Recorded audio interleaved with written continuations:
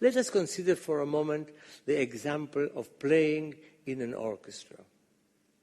When very powerful instruments, the so-called musical heavyweights, trumpets and trombones, play in a chord where the whole orchestra is playing, they have to play in such a way that they give a full sense of power, but that they allow the other instruments, who are less powerful, to be heard at the same time.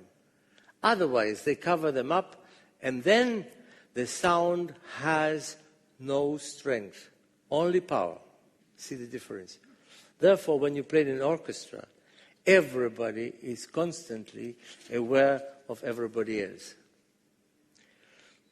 In my view, this is a model for society.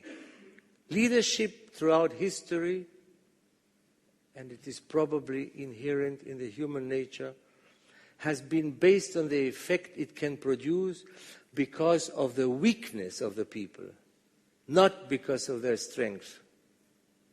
How wonderful the world would be if it were ruled by people who understood this lesson from music and understood the importance of combining transparency, power, and strength. But if music is so human, if music is so all-inclusive and so positive, we have to ask ourselves, how is it possible that monsters such as Adolf Hitler and others had such love for music? How do we explain that?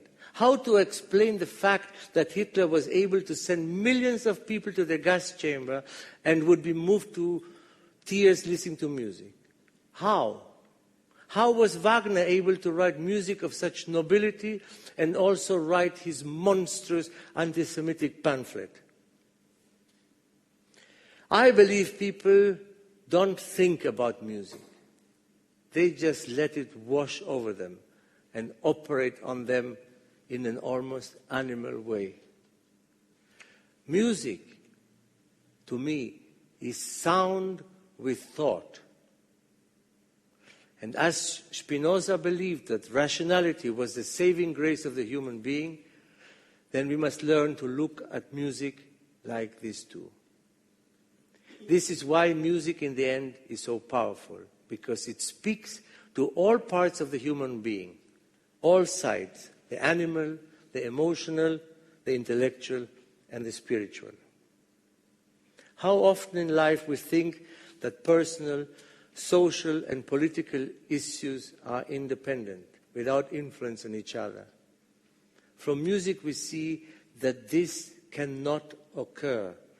It is an objective impossibility, because in music there are no independent elements.